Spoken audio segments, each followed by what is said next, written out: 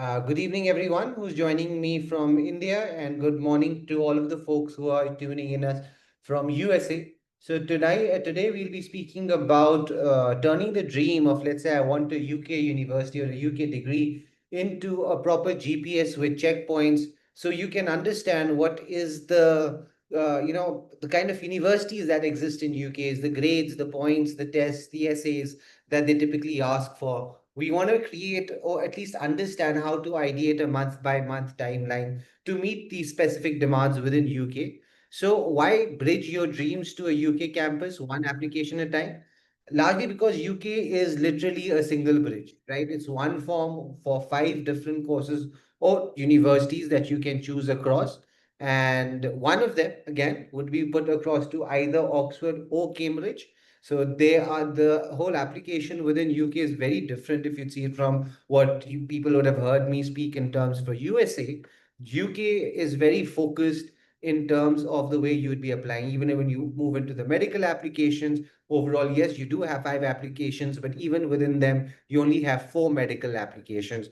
And as I just said, there's also limitations in terms of you could either make a UK Oxford application or a Cambridge application. So a lot of laws, a lot of regulations, a lot of decision points that a person gets into while you get into this whole UK process. So we'll be looking and touch basing all of those various aspects. Now, before we move across and get into the introductions of, let's say, the organization myself, I just would like to get to understand you a little bit better. Would just want to know the grades that the students are today, uh, you know, that have joined us across, which is your current grade. So if you could just put there, all students between grade 8 and below can select option number one, right? And then just put in the grades that you're currently in. It'll give me a good understanding of the population and the kind of things that I need to focus across in detail. So we do have students from grade 12 as well joining. You do still have deadline in your hands. January is the end of your UK applications. Student in grade 11, you've got a complete year and a couple of months, give or take, for you to be completely ready for this application in terms of UK itself. Students in grade 9, you've got much more time. You've got 3 years in your hand before your application would be going. So you'd be looking at vast more options rather than just UK. Just moving on to the next question, which I would understand which major are students really interested for. UK applications, very important to understand majors during your application because it's not the US application where selections are typically happening on personality. Here, looking across at what you want to study, how can you, really talk about the activities that you have done beyond your school, but very much in line with the majors is really the core concern of an application mentor while evaluating your overall application. So, just looking at the results, I do see, majority of the students in engineering, pure sciences. So that's, completely STEM background kids, and even economics and finance with maths is largely the votes that I'm seeing. So STEM kids, maths, sciences, economics, finance, right? So these are the typical degrees that we do see from India. So I'll try to keep my examples as much as close to STEM, maths being a common subject right across, I guess, almost every student that is attending today. Maths is something that you'd be really interested in. And that's one thing that you'll be speaking quite a lot about. I would say this is for all of the students attending today in the presentation, in your overall UCAS application. Right now, just moving across, giving you a quick introduction about Let's Unbound before we move into the whole UK aspect. Let's Unbound began, with a focus on skill building, empowering elementary and middle school students with STEM life skills and mentorship. When these students graduated into high school, they started seeking for college admissions guidance, and that's where we evolved. We integrated all of our storytelling into our existing services and into that already well-established mentoring programs of personalized learning, of skill development, strategic admission support became that overall coverage. And now we guide students from their early academic years into top global universities. We have impacted more than 4,000 students across 25 countries. and have helped deliver more than 1,25,000 hours of expert tutoring and mentoring. Our commitment to excellence have earned us a 4.9 out of a 5 global rating, and we're really proud to have powered with organizations as Harvard Students Agencies, Arizona State University Prep Digital. So that's a quick introduction about the organization. Moving across onto the founders, on your left, you see Amol. He is an entrepreneur. He's an education visionary. He's got experiences with Tata and Exceed, which is India's largest school ed tech platform. He's helped scale impactful education solutions across 2,000 schools in 6 countries. On your right, you see Nishant, who's a mentor, he's an educator, and he's really the brains behind many of the learning pathways that we'll share today. With 14 plus years of experiences within academia and industry, he's counseled over 1,000 kids and has designed curriculum solutions right from K-12 to executive MBA programs. He's an alumnus of SP Jan, a top-rated educator, a mentor of change under the Atal Innovation Mission, Niti Aayog.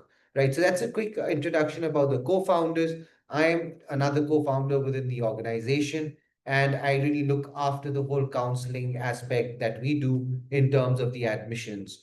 So I started my experiences or my job work experience within Jaguar Land Rover, and then quickly moved on to finance with Citibank and Standard Charter, and have also worked within education with Crimson Education and Added Education. And that's been my complete work experience. Otherwise, I have done an MBA degree from Symbiosis, SMHRD Pune. And I think that's the overall professional background that I could give to you as a speaker for today's session.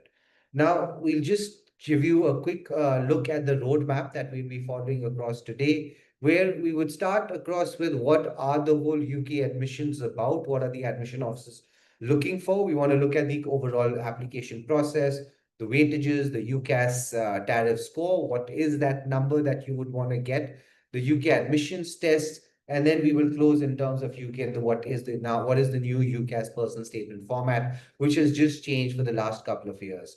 We'll then have a quick look at Singapore admissions as well, because I really do believe students that are preparing for UK and you do have this one limitation of 5 applications, you should be looking at Singapore by that same kind of breadth, by adding up at least another 5 to 7 applications if you're only going in terms of an academic profile for your applications and are not looking in terms of USA. So Singapore is a very natural fit into your overall UK application set, in your overall set of applications that go for UK. At the end, we will then conclude in terms of our approach and resources as we do it with all of our presentations. So we could leave you with at least a rough kind of idea of how you can now take all of the ideations that we do in terms of preparing for this application into reality, and how do you create your application in the right time. So now, without further ado, let's just move into the first topic, which is what are the UK admission officers really looking for? So that one word that you'll see a lot of these chaps talk about is a scholar, a candidate who's passionate, who's rigorous, who's resilient, and really unpack what am I trying to say? When you talk about passion, you've got evidence. For example, do you code? Do you paint? Have you gone for some debates outside your normal school work? And what Oxy Bridge, which is a term normally used to coin to use, Oxford and Cambridge in that same kind of breath, is what have you done or worked or read that has challenged you in the area that you would like to do your degree? So that's the kind of passion they're looking for. They're looking for rigor. Did you choose the hardest amount of knowledge set that you could have gone for that subject area? For example, have you gone and taken APs beyond your school syllabus? Have you done courses beyond the syllabus? Have you gone for specialized summer programs? Have you gone for competitions? How difficult? Have you gone for a national level competition, for example, in mathematics? So those are the kind of rigor that they're looking for. And then one word which is seen in overall your application is resilience, right? So what can your personal statement really explain about a situation when, for example, a project failed? Then how did you come over it? How did your learning then improve in terms of understanding something new and then implementing it? So those are the kind of things that a UK admission officer is looking for. The declaration of major is mandatory. And so when he's looking for passion, when he's looking for rigor, he's really trying to see it from the lens of the major that you have selected. So thus, a scholar is one of the best ways to describe it. Once we move over to the various components of the applications and the weightages of the applications, you really get to see in terms of UK, the weightages on your academics is way more higher than you would see in terms of USA. So the whole definition of a desired UK candidate can really be summed up as a scholar. Now, moving across from the scholar kind of the definition, let's go a little bit in detail about the UK itself. So we want to start off in the left, and we have tried to divide the kind of universities in these three different brackets. So, you've got those mission and policy group universities. There's this other tagging that you could talk about, historical and architectural labels. And then, there's also this one that you should be looking at, specialist and alternate. We won't be going in too detail. It's just to give you this information that, yes, there are these kind of universities that largely do exist. We'll be largely first talking across on the two kind of, options. Just give me 1 second. I will just read.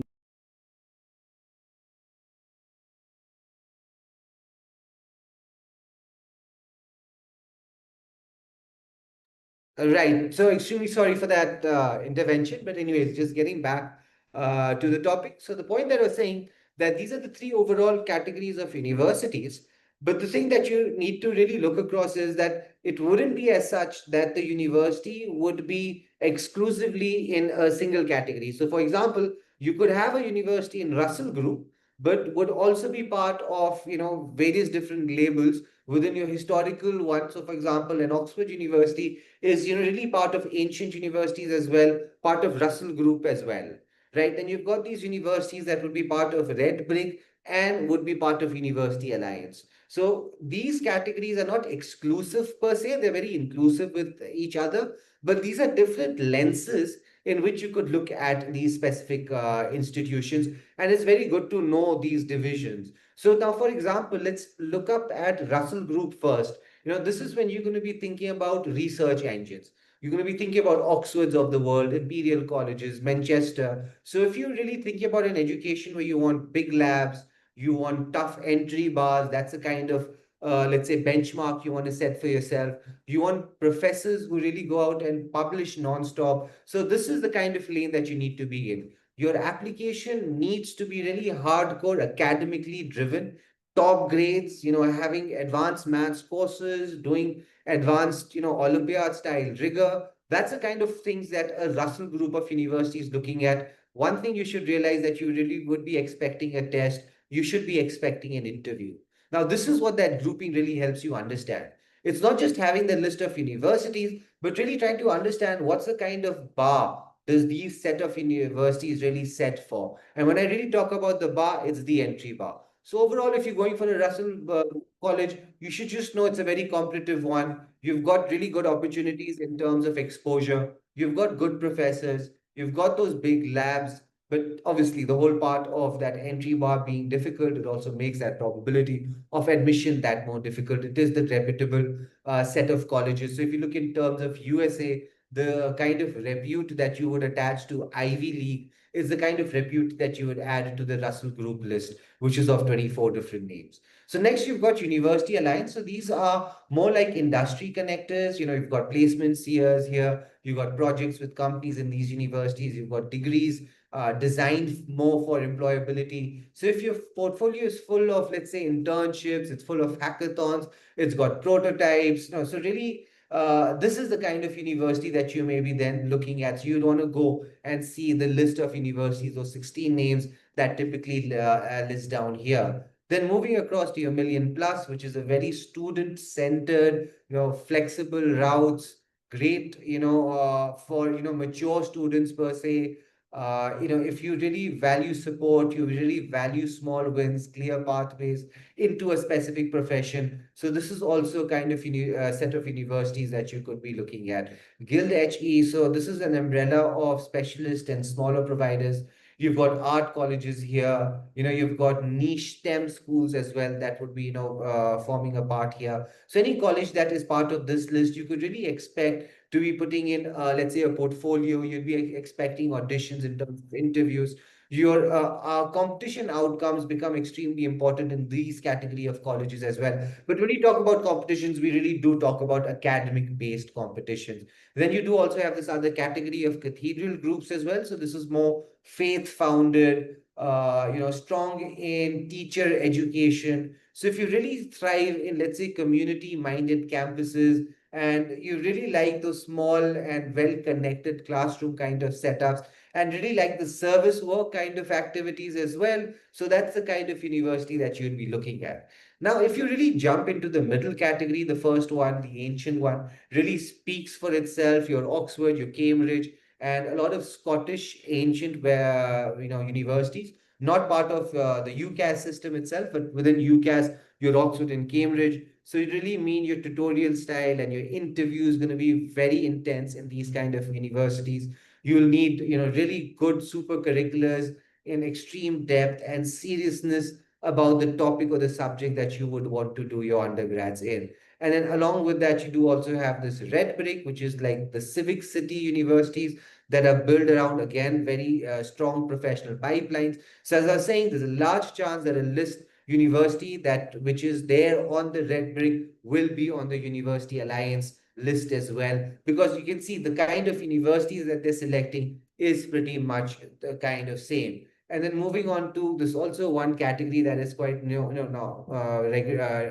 quite a lot used, which is your plate class, which is modern campus universities. So this is again where you could expect a great student experience, which is again the same kind of the definition that I gave you for million plus. So again, as I've been saying, that these are different lists, but every list has got a specific kind of way that you're going to prepare for it. So you knowing those different categories and which category does your university really fit into is a bit important. So you could understand when writing out your personal statement, when deciding in terms of letters of recommendation, what are the things that you would need to highlight apart from highlighting the whole scholar aspect behind your application and profile. So that's the importance in terms of understanding the overall types of universities.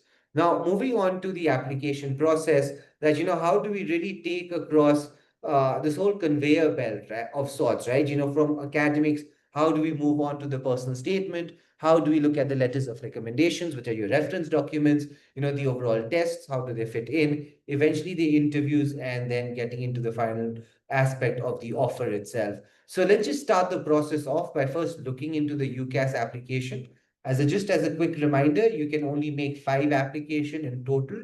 And if you're going for medical, then out of those 5 application, only 4 can be of medical, and the fifth one has to be of allied sciences. So anything, let's say, as forensic science would be a good example to put in as the fifth application if your first 4 are around medicine. So okay, this is now the graphic of your entire UCAS file, which would be really divided up in the next 4 boxes. So I really want you to picture an admissions officer opening up this digital folder of sorts with exactly these tabs. And all of these tabs will have those specific understanding. So let's start off with the first column, which is called the academics. Here, the first entry that you have would be your major based exam. UK, again, the differentiation in terms of USA is the declaration of your major. Now, as that differentiation has happened, you do not have just 1 or 2 entrance exams, regardless of the major, as you normally do have in USA. UK, you would have, let's say, ESAT for engineering. You do have MAT, which is used for maths and computer science. You have UCAT, which is used for medicine. You have LNAT, which is used for law. So dependent on the degree that you're going to be doing, your exam is going to be decided. So it's major based exams, one of the first components that is going to be going across into your academic section. Along with that, you do have your grade 12 predictable scores. So British universities make conditional offers. So they need your teachers' predictions now, and your final board mark next spring would be the last kind of confirmation before you get your final confirmed admission. Right. So you, in terms of submit your predictables, along with that, you do also have your grades from 9th till 11th. Again, all of your high school years, whatever the grades that you've got, you would have to put them across. Now, in terms of IELTS and TOEFL, all of the students that are not on, let's say, IGA A level, or who are not on IB, will need to give a IELTS examination. So all of the kids today who are on CBSE or on ICSC will need to give an IELTS or a TOEFL exam if you're really aiming for a top university, a good university. So any Russell Group university, you could really imagine, and you could really insist on them you having an overall score of at least 7. So that's the overall understanding in terms of the documents and information that they're seeking for you in terms of the in terms of academics. The next section then comes across to the personal statement or the essays. This personal statement now has changed in terms of UK, where initially it was a 4,000 character essay that you had written. Now it is three laser focused questions, which are largely around the area of saying, why is this, why this course? Have your studies really prepared you for this course itself?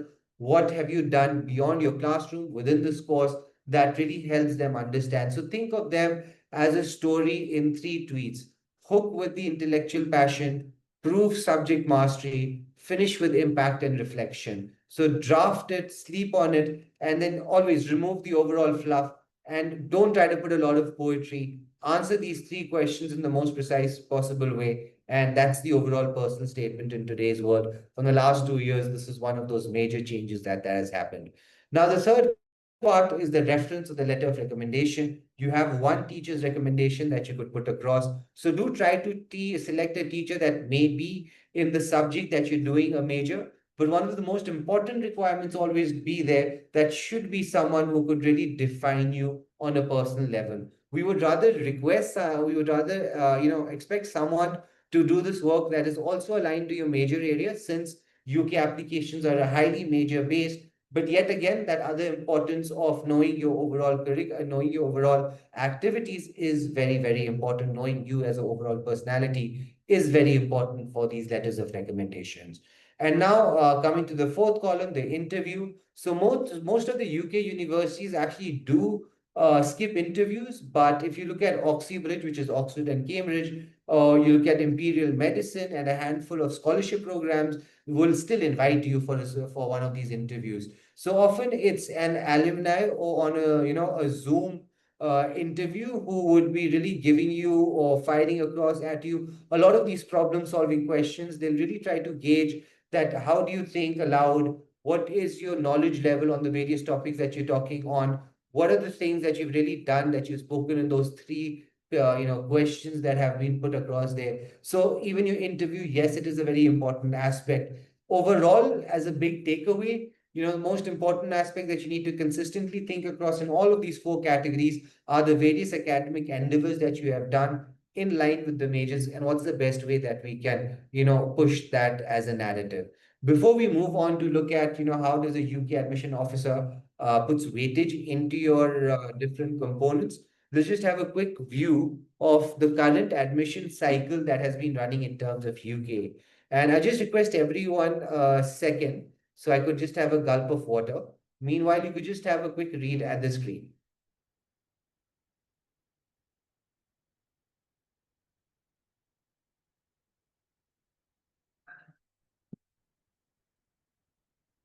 Yeah, right. Now, if you look at the current cycle that has been running, it has been started across from 14th of May, and I'm largely talking to the students who have joined me across today and are in grade 12. So, UCAS registration had opened on 14th of May.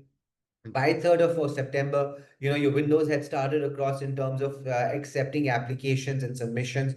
15th of October was the first deadline, which hit last month, 1 month precisely from today, which was the deadline for your Oxford and Cambridge medical applications, and all of your other medical applications would have ended by 15th of October. 15, almost 30 days from today was that deadline. The next deadline is the 29th of January 2026, which is the main UCAS deadline. So all of your other applications, the non-Oxford, the non-Cambridge ones, the non-medical applications, all of those applications would be submitted by the 29th of January. By February is when you would be closing across with your applications in terms of scholarships and finance applications, and you would be largely expecting your results between May to August of 2026. So this is the overall timeline of a UK admission or a UK application. Now, moving across to how does a UK admission officer put weightage to the various activities that we show across? So all of those academics that you'd have seen, that has a weightage of just 75%. Now, along with that, and within that, I'll also just highlight the various headings again, which is your grade 12 predictables. It is your admission score test, dependent on the major that you're applying for, and also the university that you're applying for. Along with that, all of your grades from 9th till 11th, along with your IELTS or TOEFL score, if you have not applied, with an IB or on an A level kind of a pass out. Now, apart from that 75%, which is a very heavy focus in terms of academics, you do have a 15% focus in terms of your supercurricular and leadership activities. When you talk about supercurricular and leadership activities, what are we really referring to? These can be almost anything under the sky, as long as it is in connection with the major that you want to study. So it's not really saying it's only academic activities that qualify as a supercurricular. You could also have non-academic activities that could, typically take you in terms for a supercurricular per se. For example, playing chess, and your degree of application can be a mathematical one, can be something in computer science. So even the chess, which is an extracurricular, which is a non-academic extracurricular, is going to be considered as a supercurricular. Now, for that same student who's going for computer science, if he gets into an essay competition, so that is not a supercurricular, even though it is an academic extracurricular. So it's not about just saying an activity being academic or non-academic that makes it relevant for UK. The real understanding is that it is in line with the major that you want to study. The whole importance for this major is for the reason that the major is declared in terms of UK. So everything that they're going to be looking across is going to be from the perspective of the major that you've applied for.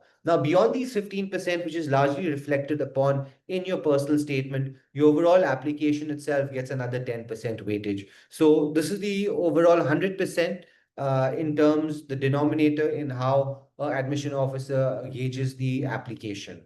So now, after we have understood, the different kind of UK universities, the documentations required for UK universities, the deadlines that are required for UK universities, what's really more important in that overall 100% scheme. We've discussed all of that. Now we would want to move into some specific numbers, which are slowly becoming very, very important in terms of UK application. And again, before I start down this road, just to tell you everyone that your UCAS is not your UCAS status score is not something which is now universally applicable to every university in UK. So it's really dependent on the university if they're following the UCAS methodology, or how for all of these years your Oxfords or your Cambridges, or even let's say universities as in terms of UCLs and your LSCs of the world, all of these big names are still going by looking at your overall profile, looking at the various activities that you have done,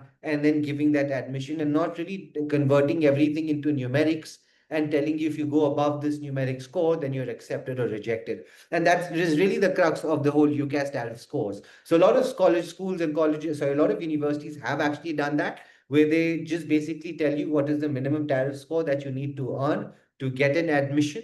So what all you now then need to do is understand how is the score calculated, what is the score that you are currently on, and understand what are the probability that you could go through. So initially, we'll be really looking into IB and A level just to understand how these calculations are done. And then on a certain sheet, I will also explain you all of those students who are in CBSE and ICSE, how do your numbers really convert into that A level kind of methodology where you do get your results in terms of A stars and A's. How are those conversions done? So this is that one way that they're looking across. So they won't just look into the graded base, they will be looking across in terms of your point based. So it won't just be an understanding of saying that they need triple A at A level, or they need 3 A stars at A level. They're going to be really telling you that you need 120 to 128 UCAS points to get through.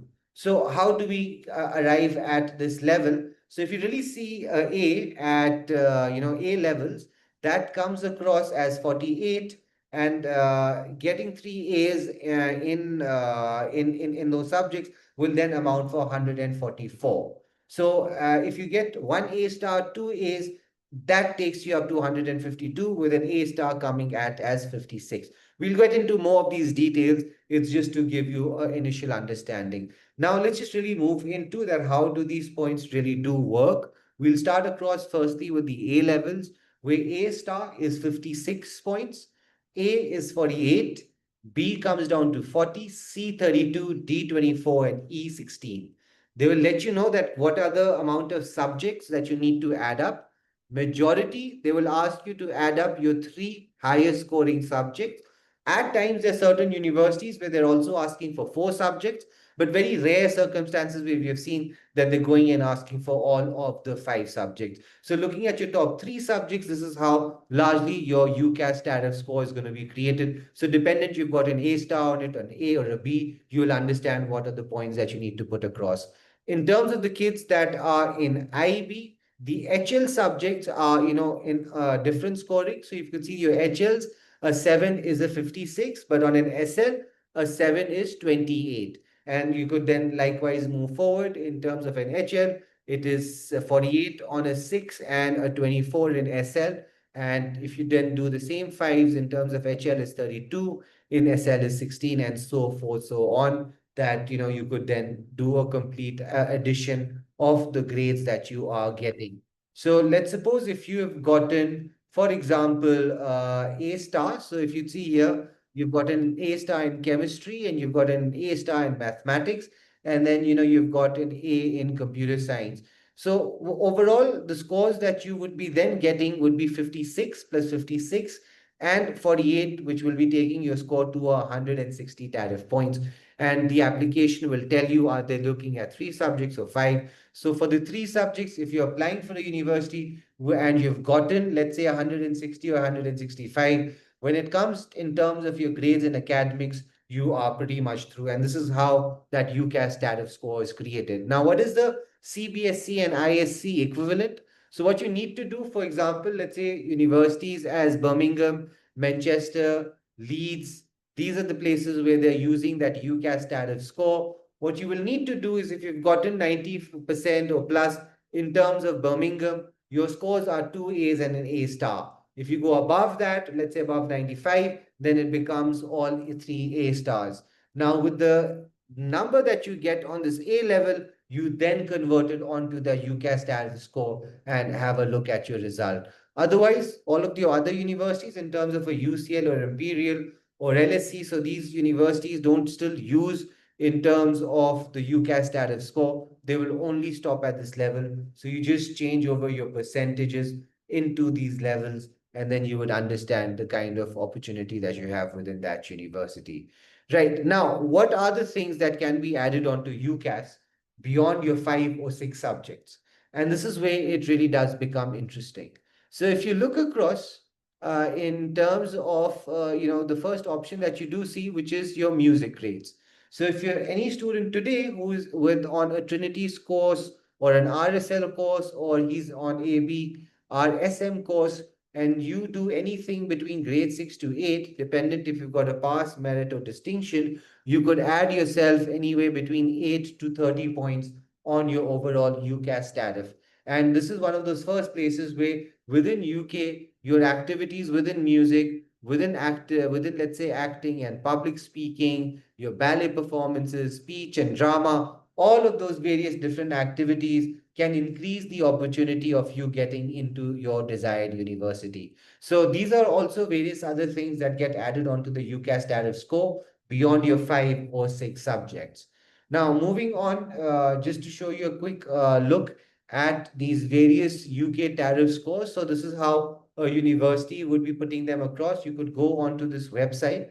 I'll just drop it onto the chat section, and you could look it up for different universities.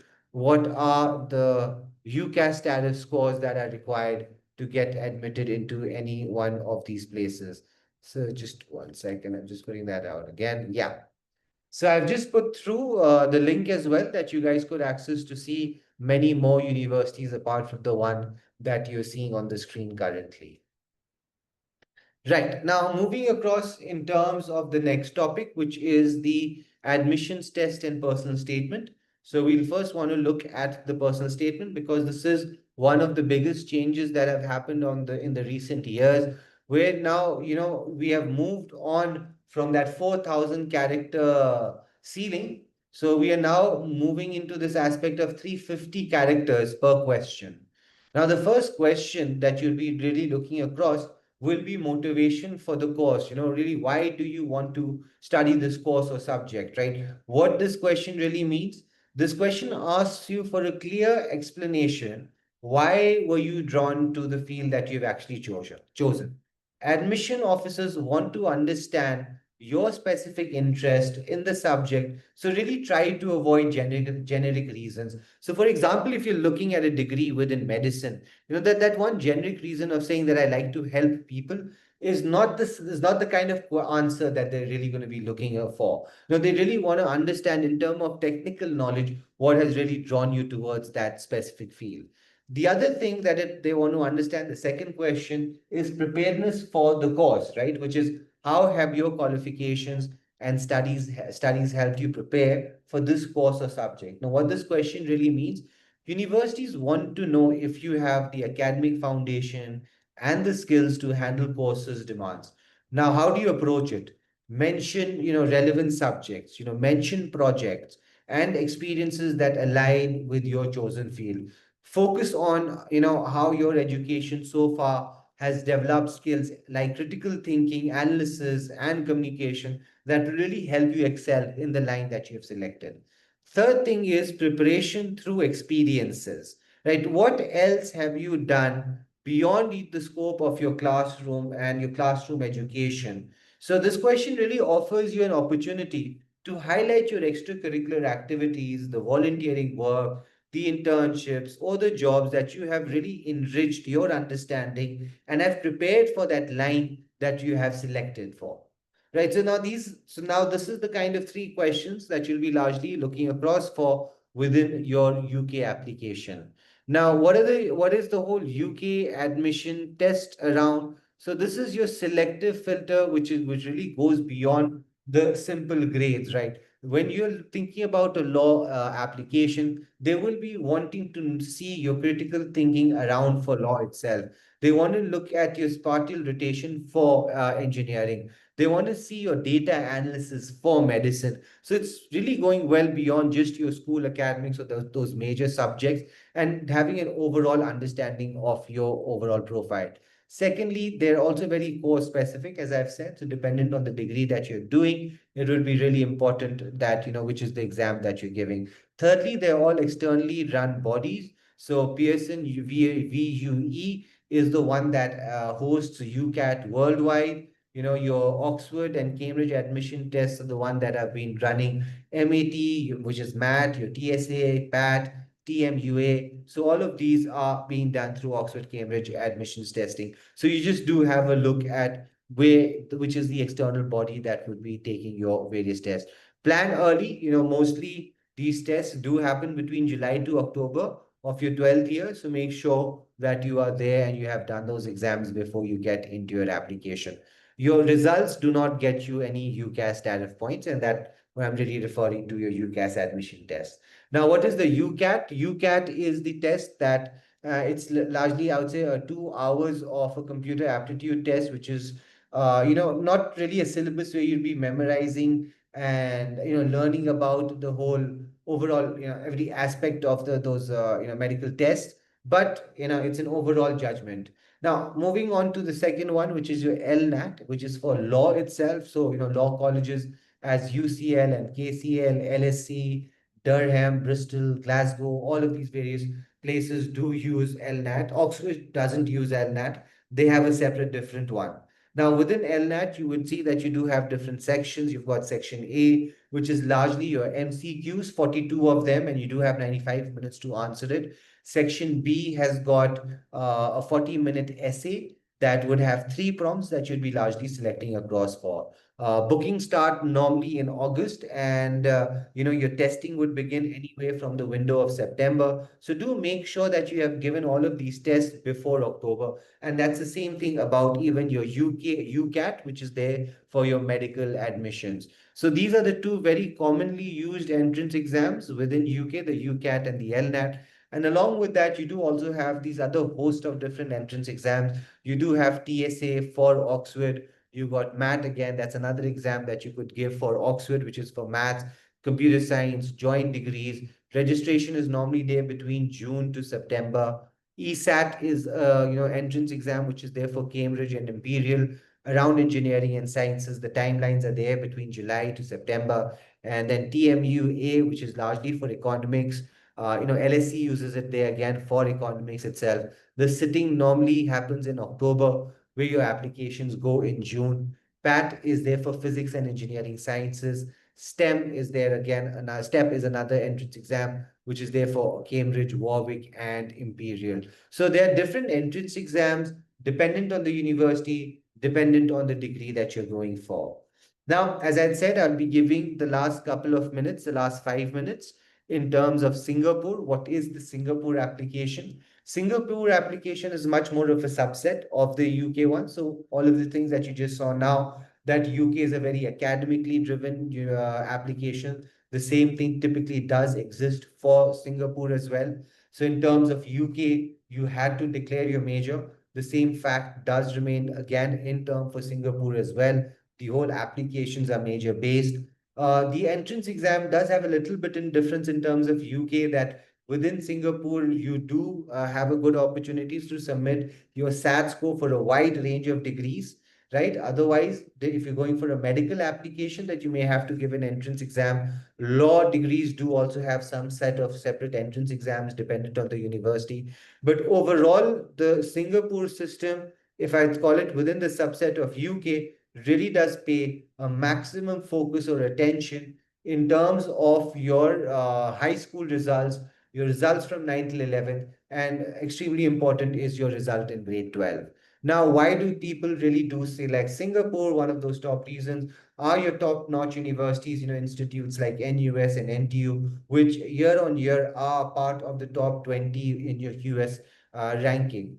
Apart from that, having these top universities, it's very much affordable. It's very much cheaper. I'd rather say it's almost one third of the pricing that you'd be seeing in terms of USA. And do they have a lot of different scholarship and a large amount of merit-based scholarships as well.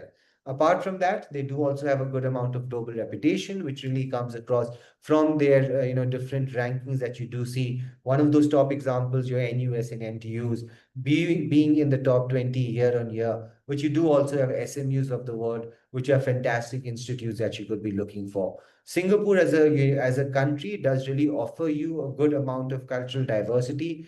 People right across the world are present in the country doing degrees, doing jobs, and at that same time, career opportunities in Singapore are also extremely fantastic, with a very good, I would say, immigration policy that they do also have. So students looking at Singapore as a destination and as an add-up applications to UK has always been one thing that I've seen in a lot of these apply and all of these academic-based profiles.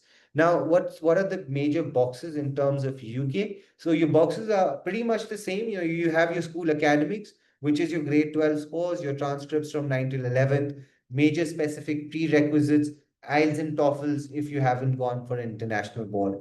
Along with that, you just have got your SAT and ACT score. You may have some short essay, section-based responses, and a couple of interviews.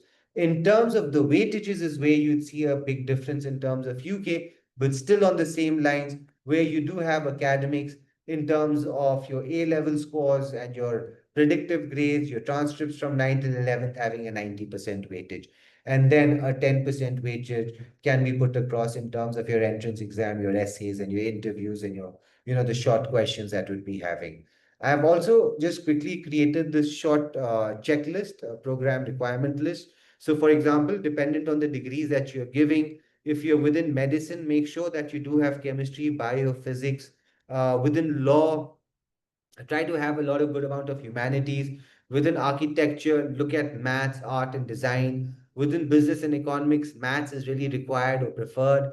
And computer sciences, again, maths and physics is a good combination. Within health, again, going into biochemistry would be helpful. In terms of testing, medicine has got, NTU has got, again, UCAT is usable for your NTU application. NUS has got FSA and SJT, which is a different entrance exam that you may need to give. Law doesn't really have entrance exams, but you'll be largely looking at interviews. In terms of architecture, again, your application from NUS would have that AAT exam, NTU would have the ATM exam. So those are other entrance exams that you may need to give. You may need to submit a portfolio, not a specific essay, and very often that there are interviews. And again, there are going to be interviews within law and medicine itself. In terms of economics, SAT is a very good option that students could use, which is the same factor again in terms of computer science and engineering degrees. Your SAT score is definitely usable. Your joint entrance exam score is also usable. And in terms of your essays, you can have short essays for SMU. Some short essays also do pop up in terms of computer science, but not a lot of interviews. Business economics and economics degrees in SMU, very often they will take an interview, but not for the other degrees. So as you could see through this matrix, there isn't really one formula as you normally see in USA that you will give an interview, you will give this entrance exam, regardless of the degree that you're studying. Here, the university that you're applying for, the degree that you're applying for is really going to decide your entrance exams and the interviews and the documents that need to be submitted. So very specific to the university that you're going for.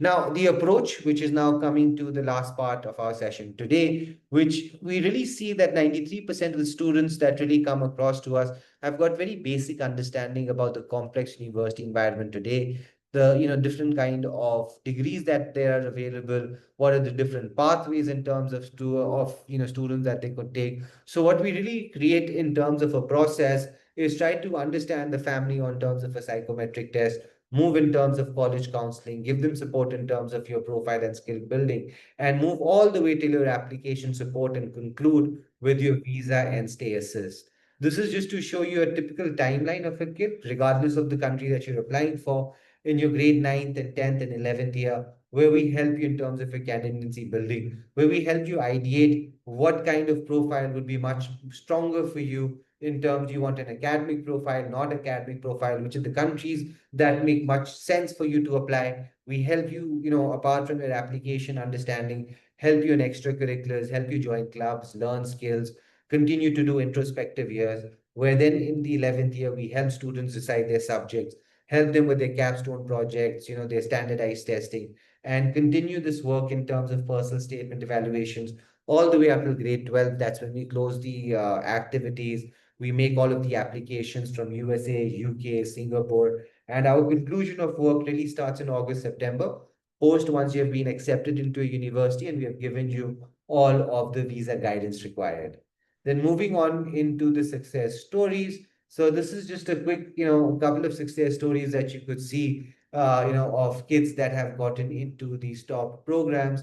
So you could just have a quick or a good look into this, right?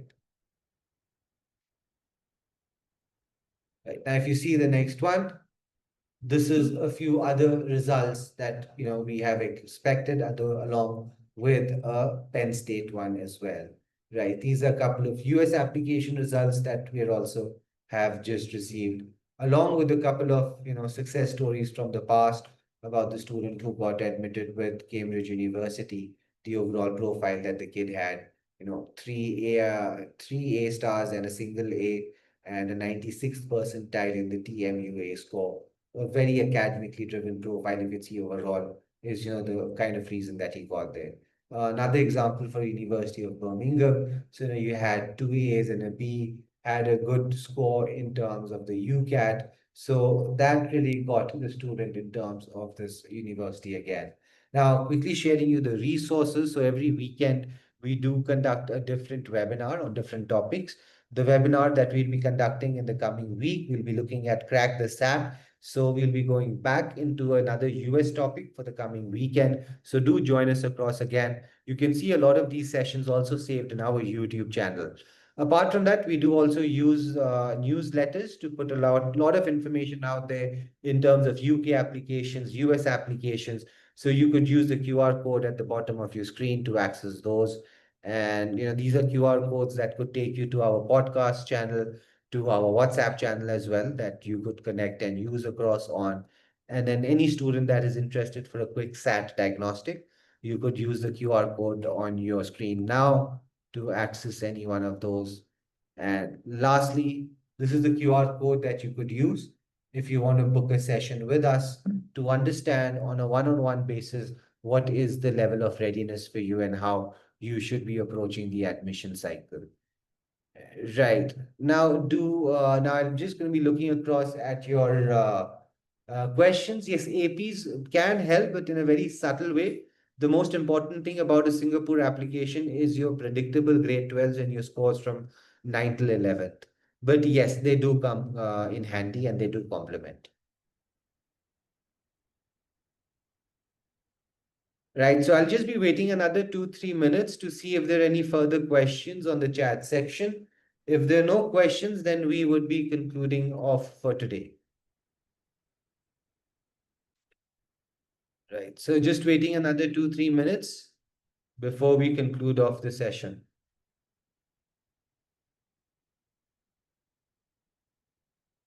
I mean, all your grades from ninth and beyond are important. Your UK and your US universities want to see all of your grades of high school, and your high school starts from grade 9. So yes, ninth and 10th are important. No, nothing is really mandatory in terms of Oxford and Cambridge. But if you are applying for medical, Tinku, and if you're from CBSE or ICSE and you want to apply Cambridge you want to go for a Cambridge medical application for Cambridge, you need to have at least 5 APs, which is written on their website. For any scholarships, I mean, I think any scholarships for international students. Yes, there are scholarships, but very limited. But there definitely are scholarships. Right. So I'm just waiting across a couple of more minutes. If there are any other questions that I would take from the chat section, you could also use the QR code to book a one-on-one session where I could describe you all of those answers in much more detail. Right. So I'm just waiting another couple of minutes before I shut the session for today.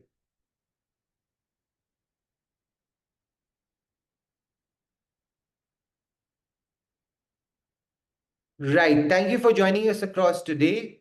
I'm now just shutting off this session and see you next week in our next webinar, really looking at Crack the SAT. Thank you.